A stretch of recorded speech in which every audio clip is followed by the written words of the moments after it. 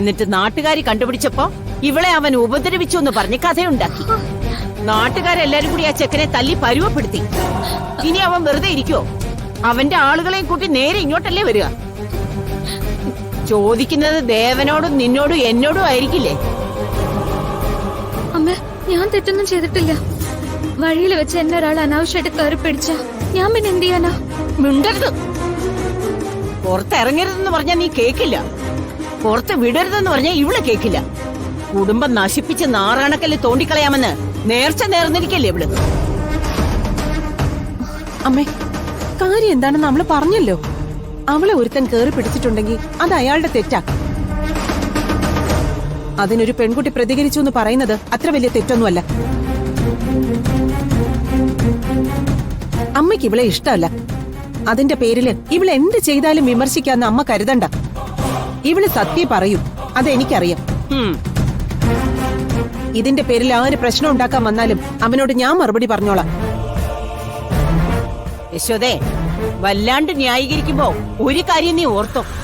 നീ വിചാരിക്കുന്നത് പോലെ സംഭവിക്കുന്ന എല്ലാ കാര്യങ്ങളും ഇവള് നിന്നോട് പറയണമെന്നില്ല.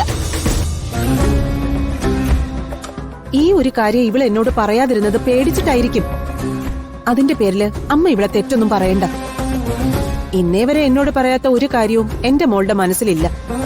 അത്രയ്ക്ക് ഉറപ്പാണോ നിനക്ക്? അതെ. കഴിഞ്ഞ പിറന്നാളിന് ദേവൻ ഇവൾക്കൊരു വെള്ളിക്കുരിശ് വാങ്ങിച്ച് കല്ലിട്ട് കൊടുത്തില്ലേ? അതെവിടെയാണെന്ന് നിന്റെ മോളോട് ചോദിച്ചു നോക്ക്. അയ്യോ, ആ കൊലുസ് നിന്റെ കാലിലുണ്ടോടി? ഇല്ല. അതെവിടെ പോയി? അതിലൊരെണ്ണം കളഞ്ഞുപോയി മുത്തശ്ശി. ചേട്ടാ, എന്താ സാർ വേണ്ടത്? എനിക്ക് ഇതിന്റെ ഒരു പേര് വേണമായിരുന്നു. ഇത് ഇവിടെ നിന്ന് വാങ്ങിച്ചാണെന്നൊന്ന് അറിയാൻ പറ്റുമോ? തന്നോളൂ.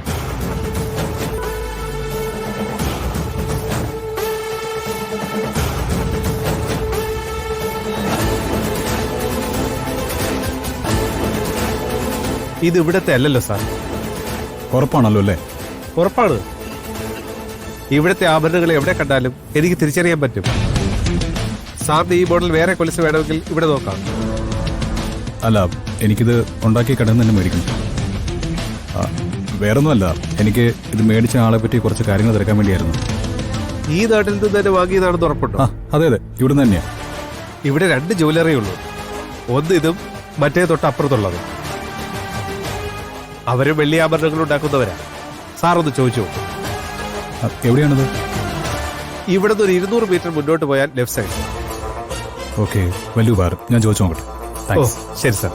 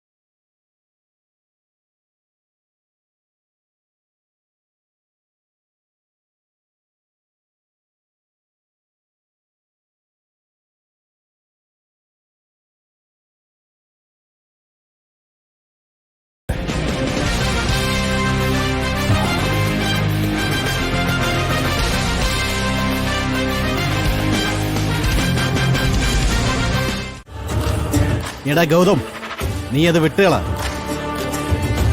കൊള്ളാനുള്ളത് എന്തായാലും കൊണ്ടു. ഇനി അതിനെക്കുറിച്ച് ആലോചിച്ചിട്ട് എന്താ? ഇതവളുടെ ഒറ്റയടിയാണോ? കുഴപ്പമില്ല. ഇതിപ്പോ നാട്ടുകാർ മേഞ്ഞില്ലേ?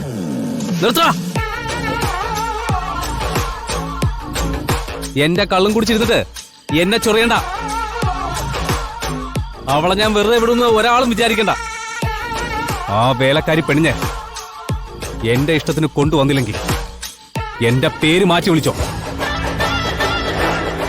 അവള് തിരുമേനിയുടെ വീട്ടിലെ വേലക്കാരിയാണെങ്കിലും ഒരു മുതല.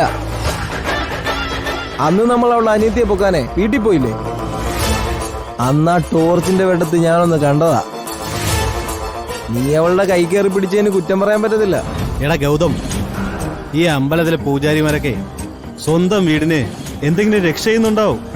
അല്ലെങ്കിൽ ഒന്ന് ആലോചിച്ച് നോക്കിയേ, അന്ന് അയാളുടെ മോളെ പൊക്കാൻ വേണ്ടി നമ്മളെല്ലാരും കൂടി പോയിട്ട് അത് പൊളിഞ്ഞു. ഒരു ദിവസം മുഴുവൻ നിനക്ക് കണ്ണു കണ്ടുകൂടാത്ത അവസ്ഥയായി. ഇപ്പതേ വേറൊരുത്തി കാരണം ദേഹം അനക്കാനും പറ്റുന്നില്ല. അവളോടൊക്കെ കളിക്കാതിരിക്കുന്നതാ നല്ലത്. ഒന്ന് പോടാ. അയാൾ എന്ത് രക്ഷ ചെയ്യാനാ അതെനിക്കറിയണമല്ലോ. ഞാനിപ്പോ അവളെ ഒന്ന് കാണാൻ പോവും. ആരൊക്കെ എന്റെ കൂടെ വരും? ചുമ്മാ ആയിരിക്കും. നല്ല രാത്രിയായി. അതിന് ഇന്ന് ഈ ദേഹത്ത് വേദനയും വെച്ച് എനിക്ക് ഉറങ്ങാൻ പറ്റില്ല. ഉറങ്ങണമെങ്കിൽ അവളിന്ന് എന്റെ കൂടെ വേണം. അവളിന്ന് എന്റെ കൂടെ ഉറങ്ങും. അതാണ് എന്റെ തീരുമാനം. അളിയാ, നീ അങ്ങനെ ഒരു കാര്യം തീരുമാനിച്ചിട്ടുണ്ടെങ്കിൽ ഞങ്ങള് നിന്റെ കൂടെ കട്ടയ്ക്ക് നിൽക്കും. വരും കല്യാണം കഴിച്ച അവിടുന്നല്ലേ? അത് അവന്റെ കാര്യം, ഇത് എന്റെ കാര്യം. എന്ത് സംഭവിച്ചാലും നമ്മൾ ഇന്ന് രാത്രി അവളെ പൊക്കിയിരിക്കും.